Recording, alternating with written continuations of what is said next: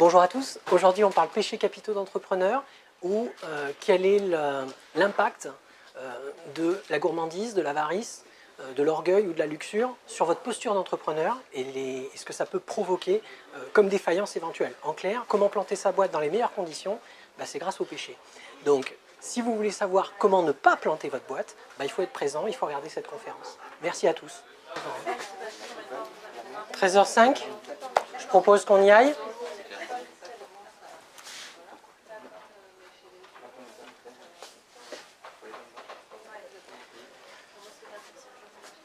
Alors bonjour à tous, merci d'être présent, d'avoir bravé les embouteillages montpelliérains, d'avoir peut-être même squeezé votre pause déjeuner pour être présent. D'ailleurs moi aussi j'ai pas mangé encore, donc ça risque de gargouiller un peu. Et ça tombe bien puisqu'en plus on va parler de péchés d'entrepreneurs, on va parler de péchés capitaux, et le premier, comme vous le savez, c'est la gourmandise, donc c'est de cette circonstance. Alors, je vais commencer en vous demandant d'imaginer quelque chose. Imaginez que vous êtes confortablement installé avec un bol de pop-corn entre les mains. Les lumières s'éteignent peu à peu et le film démarre. Retour en 1996, pour ceux qui s'en souviennent encore, le générique de Seven apparaît. Alors, Seven, si vous ne le connaissez pas, c'est un film policier un peu noir qui raconte l'histoire d'un serial killer. Ce gars punit ses victimes parce que, selon lui, elles ont commis un des 7 péchés capitaux. Parmi ces 7 péchés, on trouve donc la gourmandise, l'avarice, la paresse, la luxure, l'orgueil, l'envie et la colère. Pendant 7 jours, l'inspecteur Mills et son collègue vont tout tenter pour arrêter de stopper ce criminel. Alors, je ne sais pas si vous avez vu ce film, si ce n'est pas le cas, je vous encourage à le voir, il est vraiment très très bien. Mais rassurez-vous, je ne vais trucider personne aujourd'hui. Non, par contre, en revanche, imaginons que le scénario soit un peu différent. Et que, au lieu d'enquêter sur des crimes, l'inspecteur Mills enquête sur des défaillances d'entreprises et de leurs dirigeants. Imaginons qu'on fasse un parallèle entre ces défaillances et les 7 péchés capitaux. De quel film est-ce qu'on parlerait? À défaut de mourir, quelles seraient ces 7 façons de faillir? Lundi, la gourmandise. La gourmandise, c'est le péché de Nicolas. Nicolas, c'est un web développeur freelance. Et la gourmandise, c'est son péché parce qu'il est incapable de dire non. Ni à ses clients, ni à leurs propositions. Il accepte tout. Toutes les missions, tous les projets, toutes les contraintes, tous les partenariats. Comme une boulimie entrepreneuriale. Alors, à ses yeux, toute nouveauté est euphorisante. D'abord parce qu'il pense que ça lui permet d'exprimer son potentiel, ses compétences, peut-être sa légitimité. Mais aussi parce qu'il a la peur de manquer. Ce client à qui Nicolas dit non aujourd'hui, est-ce qu'il reviendra demain? On ne sait pas. Mais en acceptant tout, finalement, Nicolas s'expose à plusieurs dangers différents. Le premier, est-ce qu'il y a une cohérence avec son offre actuelle, avec ses compétences, avec son expertise? Quelle image renvoie-t-il à ses interlocuteurs? Il pense renforcer sa crédibilité, mais est-ce que c'est vraiment le cas? Et puis en acceptant tout, comment est-ce qu'il va gérer ses priorités, son temps, sa charge de travail? Donc, on voit que derrière toutes ces questions, il y a plein de problématiques qui se posent. Alors, pour ne pas tomber dans le péché de gourmandise, Nicolas doit comprendre plusieurs choses. Premièrement, il doit identifier ses limites. Ne pas confondre envie, désir et priorité. La mission doit être acceptée non pas parce qu'elle lui plaît, mais parce qu'elle sert sa stratégie commerciale. Deuxièmement, Nicolas doit également comprendre que décider, la première mission du chef d'entreprise, c'est aussi choisir. Et souvent on me dit, choisir, c'est renoncer. Oui, mais choisir, c'est aussi avancer. Et que si vous ne décidez pas, eh bien c'est déjà une décision. Et enfin, troisième chose, et je crois que c'est peut-être la plus importante, Nicolas doit comprendre qu'il faut parfois dire non pour renforcer un oui. C'est en refusant une mission qui le sort de sa zone de compétence qu'il renforcera réellement sa crédibilité. Mardi, l'avarice. L'avarice, c'est l'histoire de Christophe. Christophe, c'est un conseiller financier et patrimonial. Alors l'avarice, c'est un peu fort, bien sûr, hein, mais ça donne une idée du truc quand même. Christophe, son sport favori, c'est de rechercher les bons plans, les ristournes, les rabais, les remises, le logiciel libre, l'open source, le gratuit. C'est louable, mais ce n'est pas une fin en soi. Peut-être certains pensent déjà à quelqu'un, ou à eux-mêmes. Et finalement, Christophe rechigne à payer très souvent. Mais dans le même temps, il critique aussi les mauvais payeurs. D'ailleurs, gratuit n'est pas toujours synonyme de qualité. Et Christophe est aussi le premier à râler devant l'absence de résultats.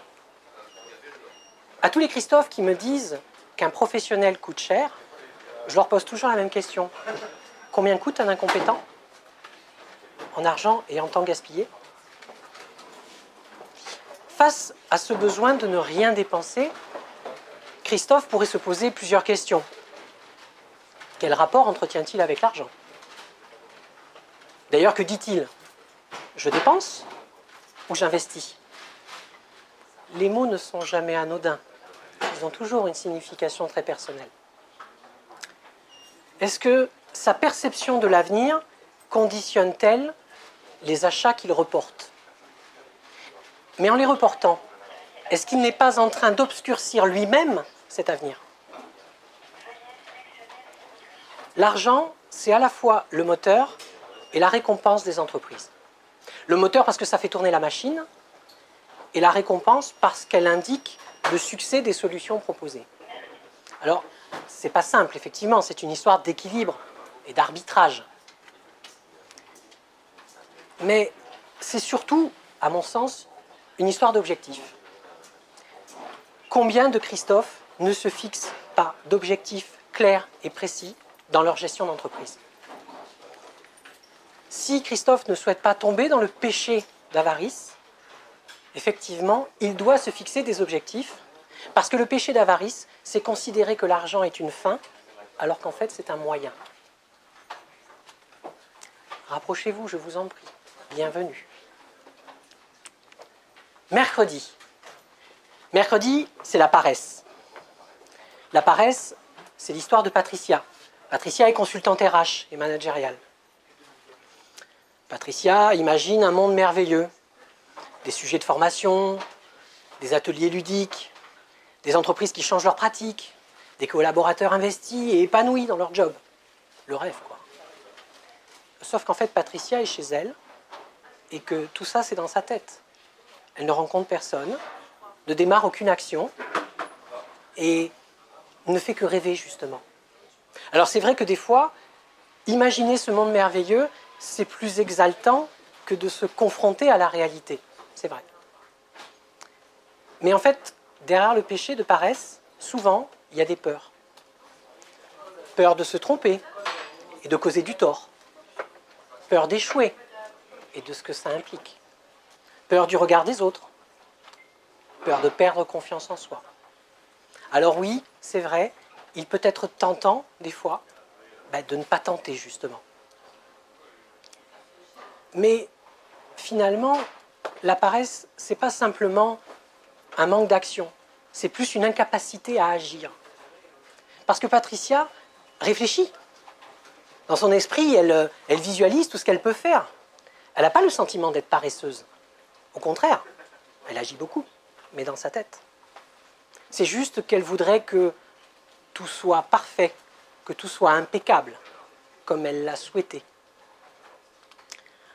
Alors, pour lutter contre le péché de paresse, Patricia doit comprendre quelque chose de très important, que ce qui compte, c'est le premier pas. Ce pas qui ouvre un nouveau chemin, de nouvelles rencontres, de nouvelles opportunités. Walt Disney a dit « La différence entre un rêve et un projet, c'est une date. » Et moi, je rajouterais qu'à trop vouloir parfaire, on finit par oublier de faire, tout simplement. Alors la solution, je ne sais pas si c'est celle-là, mais en tout cas, c'en est une. C'est Eric Ries qui nous la donne, qu'il a tiré des accompagnements qu'il a fait auprès de start-up. Elle tient en 3 mots. Tester, mesurer, apprendre. Et on reboucle. C'est la meilleure façon pour avancer. Jeudi, la luxure. La luxure, c'est l'histoire d'Alexis. Alexis, c'est un artisan créateur. C'est un passionné par son métier, par son activité. C'est ce qu'on appelle un entrepreneur militant. Il met ses valeurs, ses croyances, son temps, son énergie dans tous les objets qu'il crée. Parce qu'il les aime passionnément, il ne compte pas. Ça fait penser à ce film avec ce milliardaire et ce parc de dinosaures, Jurassic Park, ceux qui l'ont vu. Et cet homme nous répète à longueur du film, c'était mon rêve, j'ai dépensé sans compter.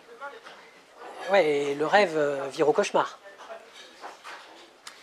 Alors, l'histoire d'Alexis, bien sûr, c'est le péché de luxure, parce que Alexis aime tellement ses produits qu'il est prêt à tout leur sacrifier, sans retenue. Mais c'est aussi son péché parce qu'il ne se pose pas la question de savoir si cet amour pour ses produits est partagé par des clients, par un marché. Du moment que les produits sont beaux, c'est tout ce qui compte. Et enfin, c'est aussi son péché parce qu'il n'accepte pas la critique.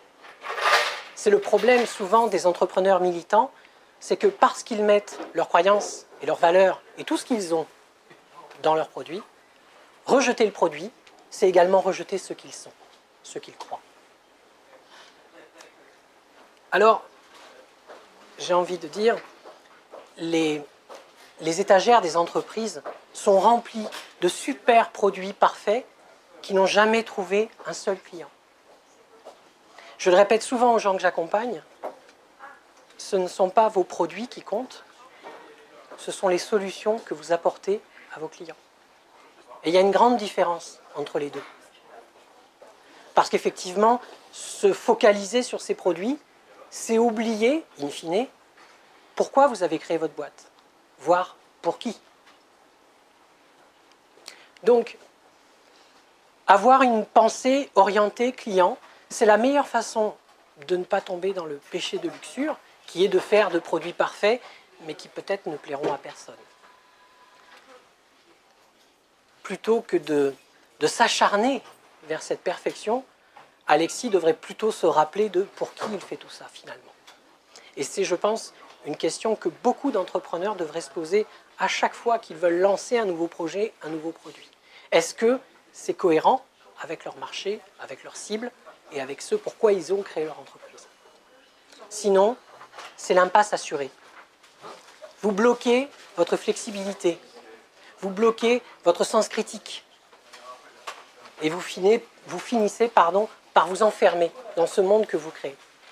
Et il n'y a rien de pire pour un entrepreneur que d'être orienté produit et pas orienté client. Vendredi, l'orgueil. Ah, l'orgueil. L'orgueil, c'est le péché d'Olivier. Olivier est formateur en web marketing. Il en avait marre de sa boîte, marre de son patron. Il a décidé de tout plaquer. C'était pas facile. faut du courage, il faut de la persévérance, de la confiance en soi pour passer le cap.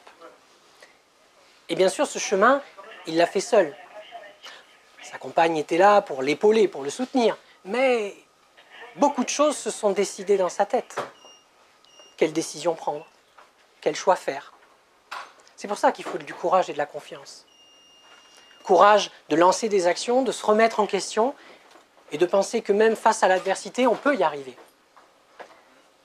Mais parfois, la machine s'emballe. Olivier sait, et les autres non, parce qu'ils ne sont pas à sa place, tout simplement. Et la persévérance devient de l'obstination. La confiance en soi devient de l'orgueil. Olivier n'écoute plus les conseils, les avis, les critiques. Tout juste un oui poli, mais tout sera balayé, oublié une fois la conversation terminée. Pour ne pas tomber dans ce péché d'orgueil, Olivier doit cultiver son doute, tout simplement. C'est-à-dire envisager les choses avec un autre regard, parfois même se trouver à contre-courant des choses. Il n'y a rien de pire que d'entendre quelqu'un vous dire « je fais comme ça parce qu'on a toujours fait comme ça ». Bah non, il faut parfois changer les choses, avoir un autre regard. Et être à contre-courant, c'est jamais agréable, d'ailleurs ni pour soi ni pour les autres, parce que vous les renvoyez à leur propre conformisme. Alors, cultiver le doute, ça veut dire quoi? Ça veut dire qu'en développant sa capacité à désapprendre, il peut améliorer ses pratiques et ses compétences. En nourrissant ses idées d'avis contraires, il peut s'enrichir. Même si, au final, c'est toujours lui qui décide, puisque c'est lui, chef d'entreprise. Mais plutôt que de se mettre sur un rail, de penser que son rail, c'est le bon, il est capable d'entendre ce qui est autour de lui. Alors le péché d'orgueil, c'est le plus vicieux des péchés. Pourquoi? Parce qu'il arrive lentement, sans crier gare, sans que vous vous en rendiez compte. Il vient petit à petit. Au début, on assimile ça à de la confiance, et très rapidement, effectivement, ce n'est plus de la confiance, c'est de l'orgueil. Et là où c'est encore plus dangereux, c'est que l'orgueil, parfois, est nécessaire. Parce qu'à un moment donné, Olivier, face aux autres, il faut bien qu'il soit capable d'assumer ses choix. Et des fois, l'orgueil lui aura été utile pour aller contre les tempêtes, si je puis dire, et maintenir le cap. Le seul problème, c'est que à la fin, ça n'est plus un outil, il en devient esclave, quelque part. Et cet orgueil qui a grandi petit à petit transforme sa perception du monde et l'emprisonne. Donc, c'est un regard à avoir sur soi-même et son activité, et c'est vrai que ce n'est pas facile. Samedi, l'envie. L'envie, c'est le péché de Caroline. Caroline est restauratrice. Et elle vient de voir un nouveau concurrent s'installer près de chez elle. Forcément, elle voit ça d'un mauvais œil. Et en plus, il s'avère que ce concurrent semble mieux travailler qu'elle. L'effet de curiosité, de nouveauté peut-être. Donc forcément, elle lui en veut.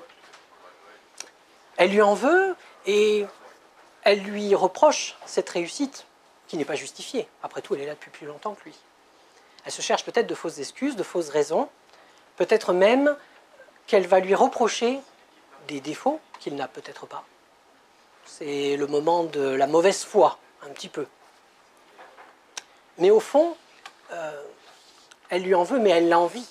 Elle envie ce succès que quelque part il lui vole et qui peut-être est injustifié. Alors, j'ai envie de dire, pour lutter contre ça, il faut essayer effectivement de se recentrer sur soi-même. Parce que c'est toujours les questions sous-jacentes qu'il y a derrière, c'est de se dire pourquoi lui, pourquoi moi, pourquoi pas moi, qu'est-ce qu'il a de plus, qu'est-ce que j'ai de moins. C'est du déjà vu, du déjà fait. Les gens sont naïfs, ils ne comprennent rien. Toutes ces phrases qu'on entend, ou qu'on se dit même parfois, c'est ça le péché d'envie. C'est-à-dire qu'on est focalisé sur l'autre au lieu de se focaliser sur soi. Alors que finalement, l'envie, ça peut être un puissant levier de motivation. À partir du moment où cette envie, elle est focalisée non pas sur une mauvaise image de soi, mais plutôt sur ses aspirations et ce qu'on souhaite faire. Alors, ce péché, on le retrouve aussi très souvent chez un public d'autodidactes. Les gens qui ont appris par eux-mêmes. On a même donné un nom, c'est ce qu'on appelle le syndrome de l'imposteur. Le syndrome de l'imposteur, c'est le sentiment qu'on n'est jamais légitime. Alors, pour pallier à ça, comme je vous dis, il faut se recentrer sur soi-même et sur ce qu'on est capable de faire, sur ce qu'on est capable d'apporter aux autres, sur ses réalisations, sur tout ce qui est positif, pour pouvoir justement aller de l'avant. Parce que si vous laissez l'envie vous reporter sur l'autre, c'est un puissant faux. Vous trouverez toujours des gens qui font mieux que vous ou qui font plus que vous, mais ce n'est pas de ça qu'il faut s'occuper. Ce qu'il faut s'occuper, c'est ce que vous faites, ce que vous êtes capable de faire pour les autres. Dimanche, la colère. La colère, c'est le péché de Stéphane. Stéphane vend des abonnements de vidéosurveillance et il a une équipe de commerciaux. Et au deuxième trimestre, les résultats ne sont pas bons.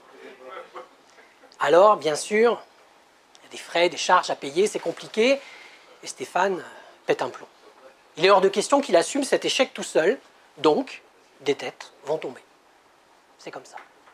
Alors face à son équipe, il va s'emporter, c'est plus le cerveau qui dirige la conversation, ce sont les émotions, il y a des jugements, des préjugés, des a priori, peut-être même que des classeurs et des stylos vont voler. On a tous connu les managers un peu sur le vif, sur le nerf. Peut-être même que Stéphane ne pense pas réellement ce qu'il dit, mais il le dit quand même. Très souvent, l'entrepreneuriat est vécu comme un combat. Et les adversaires ne manquent pas. Les concurrents, les normes, les clients mécontents, la jungle administrative. Des fois, nous sommes même le pire de nos adversaires.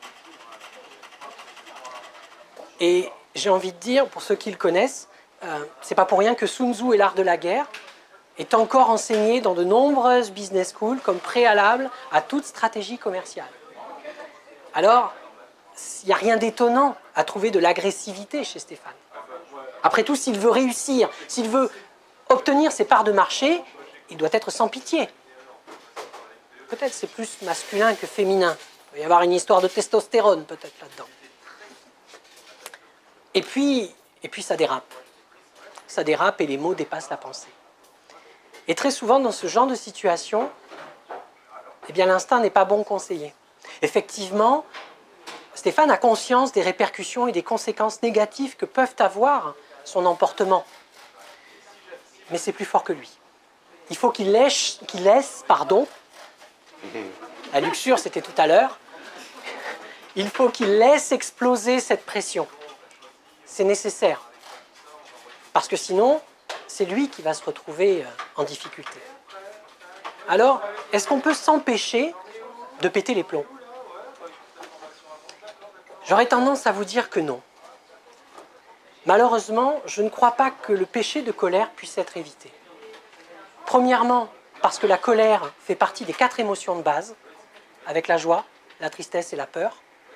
Et que deuxièmement, très souvent, la colère trouve ses racines dans des causes bien plus personnelles, bien plus profondes. Ceci étant, on peut peut-être quand même diminuer son emprise par une prise de recul, tout simplement. Moi, la solution que je donne, c'est l'humour ou l'autodérision. La prise de distance, elle peut se faire dans le temps ou elle peut se faire aussi dans l'espace. Ce qui est important, c'est de relativiser, de prendre du recul par rapport aux événements. Et surtout, malgré tout ce qu'on pourrait vous dire que vous êtes à la maîtrise de votre destin, c'est faux. Il y a énormément de choses que vous ne pourrez pas contrôler et donc ça ne sert à rien de vous battre contre ces choses. Recentrez-vous sur ce sur quoi vous avez main mise, j'ai envie de dire. Alors, le film est terminé, les lumières se rallument Et je ne sais pas si l'inspecteur Mills aura réussi à stopper ces business killers. Par contre, il y a une chose que je sais. Les péchés capitaux existent. Cachés dans l'ombre, prêts à vous jouer des tours. Ils essaieront de tromper votre vigilance. Ils sont peut-être déjà là. Alors, dans un monde qui bouge en permanence, où tout va vite, peut-être même trop vite, on peut tous et toutes devenir à un moment donné gourmands, envieux, paresseux ou colériques. Personne n'est parfait. Mais l'important, c'est de prendre conscience de ces péchés pour pouvoir adopter une meilleure posture d'entrepreneur. Le premier travail, il est là, d'identifier ces péchés. Alors, il me reste une dernière chose à vous dire, ou plutôt une dernière question à vous poser. Si vous étiez à la place de ce policier, si vous étiez cet inspecteur Mills, sauriez-vous traquer vos propres péchés capitaux d'entrepreneur? Merci.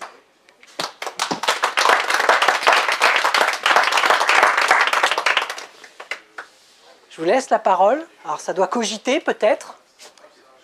Est-ce que vous avez des questions sur ce dont on vient de parler?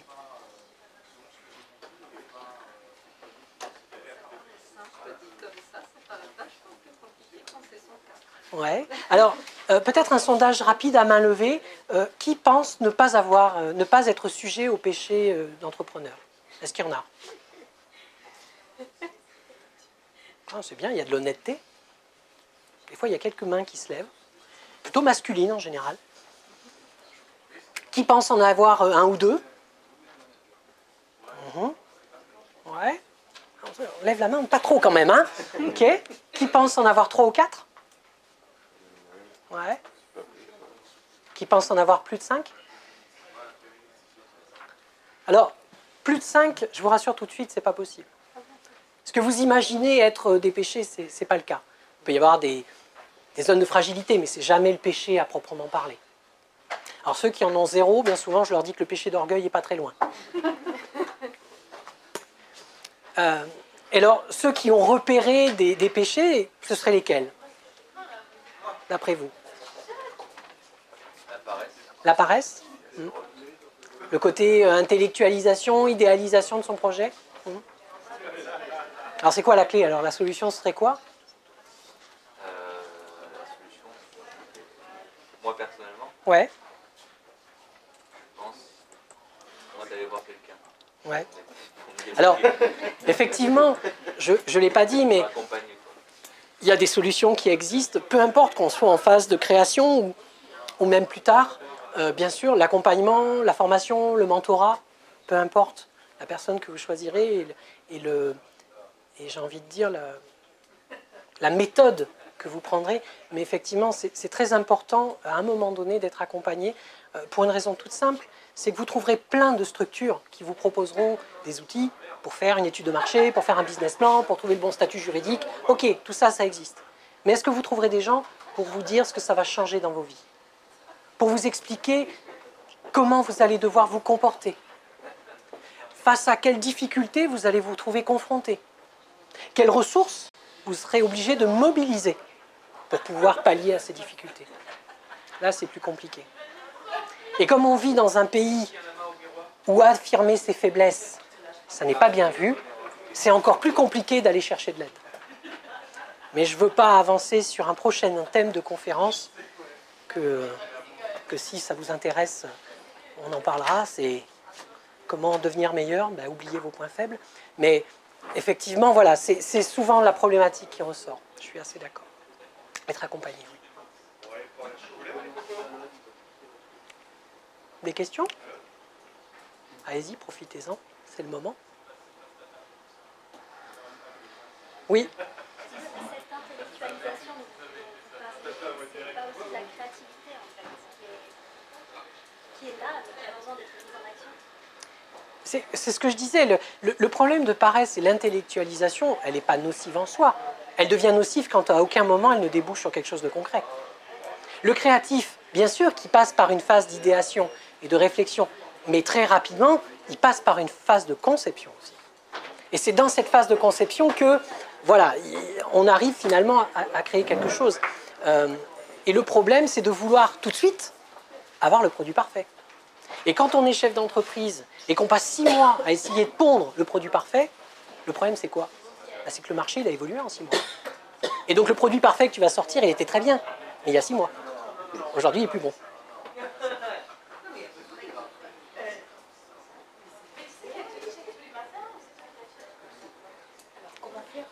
Comment faire pour, par rapport à ça, agir? Ne pas chercher à créer le produit parfait. Faites. Même si ce n'est pas parfait, on s'en fout. Ce qui est important, c'est d'agir, de tester, d'apprendre. C'est ce que dit Eric Ries dans son bouquin sur le Lean Startup. Il a accompagné beaucoup de startups. Je ne suis pas un fan des startups, mais je trouve ce qui est intéressant dans leur mode de fonctionnement, c'est qu'effectivement, ils sont toujours sur une phase d'apprentissage. Et donc, cette fameuse boucle du « je teste », je mesure les résultats, qu'est-ce que j'ai appris et je reteste, fait que vous êtes forcément dans l'action et pas simplement dans l'intellectualisation de votre projet, et vous êtes en train de co-construire avec vos clients. Donc vous ne pouvez pas tomber amoureux de votre produit comme dans la luxure, parce que le produit que vous êtes en train de créer, eh ben forcément il va être amené à évoluer avec le feedback que vous aurez de vos clients. Et c'est ça que la co-construction est intéressante. Pardon ?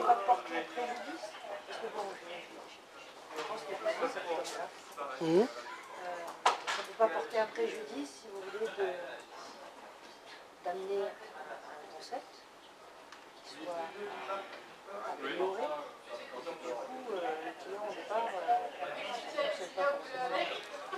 C'est pas ce que dit Eric Ries. Eric Ries ne vous parle pas de concept. Il vous parle d'un ce qu'on appelle un produit minimum viable.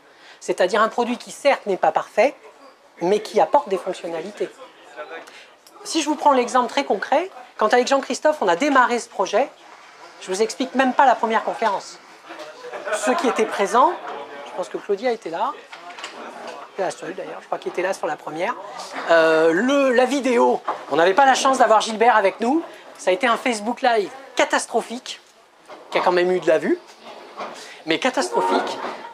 Bref, l'organisation n'était pas là, et pourtant, Hicham, merci encore, est présent à nos côtés sur la logistique, mais il était évident qu'on n'avait pas l'audience qu'on avait, on n'avait pas les moyens qu'on a aujourd'hui, mais ce n'est pas pour autant qu'il n'a pas fallu essayer, tester, apprendre, voir ce qui marche pas, et modifier. On a commencé avec Doodle, aujourd'hui on est avec Eventbrite. Voilà, ça ne remet pas en cause la qualité de ce que vous faites. C'est juste qu'au moins, vous agissez. Par contre, il ne faut pas rester sur le concept. Là, je suis d'accord. Comme le dit très bien Nike, juste faites-le. Voilà, just do it, c'est ça. Alors, c'est intéressant ce parallèle que tu fais. Effectivement, à travers le slogan de Nike, just do it, ça ne veut pas simplement dire, oui, ça veut dire fais-le, mais ça veut dire surtout, où que tu sois, qui que tu sois, vas-y. Tu n'as pas besoin d'avoir un stade en stabilisé pour acheter des pompes et courir. Non, tu vas courir dans la rue et ça marche aussi bien. Oui. Moi, ce qui me trouble un peu, c'est le fait de proposer une version non aboutie à déjà Et de la faire payer? une clientèle. Ah oui, alors là, je suis... Alors là, c'est vrai, vous n'avez rien payé. Ouais. C'est vrai. Ouais. C'est vrai ça? C'est vrai. Mais on va y remédier, Gilbert. On va y remédier. Le problème du prix, alors effectivement, il y a plein de choses, on pourra en parler, mais là, je n'aurai pas le temps, hein, sincèrement, mais la notion de prix renvoie à la notion de valeur. Et il y a la valeur de ce que vous créez, mais il y a également la valeur perçue. Des fois, ce n'est pas la même. Vous voyez ce que je veux dire? Donc, ce que vous estimez, vous, être sans valeur parce que non parfait, peut-être que sur le marché sur lequel vous vous positionnez, ce n'est pas du tout ce ressenti. On a toujours l'impression que ce qu'on fait n'est jamais assez bien. C'est ça que je veux dire. C'est un biais cognitif, ça. C'est dans votre cerveau que ça se passe. Hein. Après... Et ça peut devenir un réel blocage. Bien sûr, et c'est pour ça que ça se travaille. Vous me parliez de concept, ça me refait penser à un exemple. Dropbox. Vous connaissez Dropbox? Vous savez comment ils ont fait leur première levée de fonds? Avec une vidéo. Une vidéo de ce qu'allait faire Dropbox. Ils n'avaient même pas de produit, rien que dalle. Et avec ça, ils ont levé des millions. Donc, c'est qu'une illusion de votre esprit. De vous dire que si vous n'avez pas le produit parfait, vous ne serez pas capable de le vendre. Mais ça renvoie à un autre problème. Le syndrome de l'imposteur, non? Bien sûr, bien sûr. C'est toujours ça qui est derrière. Et puis, il y a aussi votre capacité à valoriser ce que vous vendez. Ce qui est le plus difficile en fait. Exactement. Et si on y croit soi, déjà, et qu'on a l'énergie d'y croire soi, C'est déjà un on premier dégage pas. notre énergie déjà face aux autres. Et j'irai même plus loin que ça. Il y a une très bonne anecdote d'un commercial qui sévit sur LinkedIn, et j'aime bien ses vidéos, où à un moment donné, il est là avec une boîte de camembert. Il fait venir quelqu'un sur scène et il demande à cette personne si elle a 10 balles. Donc là, il y a une personne qui lève la main, il la fait monter sur scène, il dit voilà, je vous vends cette boîte de camembert vide, 10 euros. Non, je ne vais pas acheter. Si, faites-moi confiance. Faites-moi confiance, vous ne regretterez pas votre achat. Elle se laisse séduire. Il dit par contre, attention, je vous préviens, une fois que la transaction est finie, c'est fini. On ne revient plus en arrière. Ok. Elle lui donne les 10 balles, il lui donne la boîte de camembert, il l'ouvre et dedans, il y a 20 euros. Donc finalement, elle a fait une bonne affaire. En fait, la morale de cette histoire, c'est que, est-ce que quand vous vendez quelque chose à 10 euros à votre client, est-ce que vous avez le sentiment qu'en fait, il en a pour 20 euros? C'est ça que ça veut dire. Le rapport à l'argent, c'est est-ce que ce que je suis capable de transmettre à mon client, ce savoir, ces compétences, finalement, est-ce que je sais que mon client, ce sera profitable pour lui ou pas? Il y a votre énergie, mais ça va même au-delà de ça. Voilà. C'est la valeur qu'on se donne. La valeur qu'on se donne et qu'on donne à ce qu'on produit aussi. Tout à fait. Oui. Comment vous voyez l'échec? Est-ce que l'échec est une façon d'apprendre? Est-ce que l'échec est nécessaire? On dit que, oui, déjà, qu'est-ce que l'échec? Bien sûr. On dit qu'on apprend beaucoup plus par l'échec que par la réussite, finalement, puisque ça nous permet de remettre en cause. Moi, je ne crois pas à l'échec pour ce qu'il est. Je crois à l'échec pour ce qu'il permet d'apporter, effectivement. Mais je ne pense pas que le monde soit binaire. Échec, réussite. Les échecs pour les uns sont les réussites des autres et vice-versa. C'est plus, c'est comme quand on dit c'est trop cher. Trop cher par rapport à quoi? Par rapport à qui? Et l'échec, c'est pareil. L'échec par rapport à quoi? Au piédestal sur lequel on avait envie d'aller ou... C'est très relatif. Alors oui, ça peut être un échec commercial, mais parfois on a appris des choses grâce à cet échec. Je ne pense pas qu'il faut avoir une vision aussi arrêtée. Et bien souvent, le rapport qu'on a à l'échec ou à la réussite tient au fait aussi qu'on ne s'est pas fixé d'objectif en amont. À mon sens. Je ne sais pas si ça répond à la question, mais voilà. Je n'ai pas de vision dichotomique réussite-échec. Oui. Concernant l'échec, Oui. c'est une question de perception. Oui, tout à fait. C'est une question de perception et de culture Oui, ça c'est clair. aussi. Parce que suivant la position où on se trouve, l'échec n'a pas une connotation négative, c'est plutôt quelque chose de constructif. Donc, tout dépend de la perception, de la position. Ouais. Tout dépend où on vit. Exactement. Si vous êtes aux États-Unis ou en France, Et des croyances. l'échec ne sera pas perçu de la même façon, on est bien d'accord. C'est ce que je disais tout à l'heure quand je disais qu'effectivement, en France, enfin sur le vieux continent, l'échec est très mal perçu, les faiblesses sont très mal perçues. N'allez pas dire à votre banquier que vous avez planté votre boîte. Il ne vous prêtera plus jamais. Aux États-Unis, ils traitent justement Bien sûr. des personnes qui ont connu des échecs. Exactement. Quelqu'un qui réussit en permanence, quelque part, n'a été jamais confronté à des difficultés.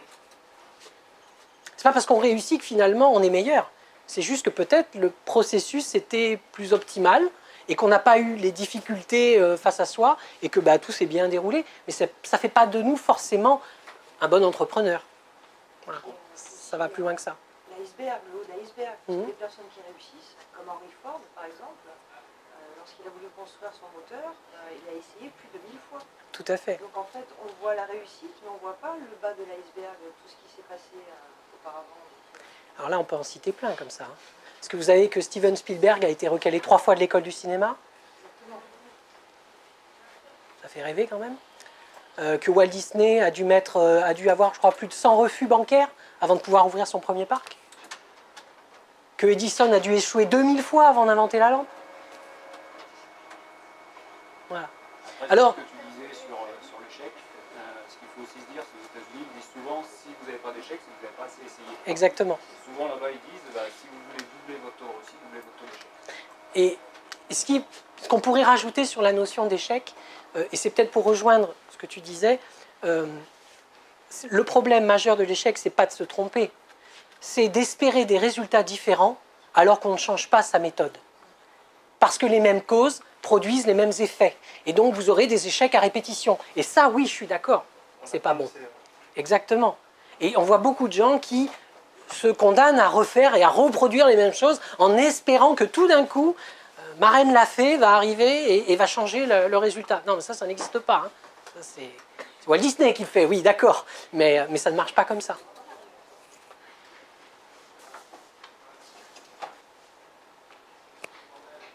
Pas d'autres questions?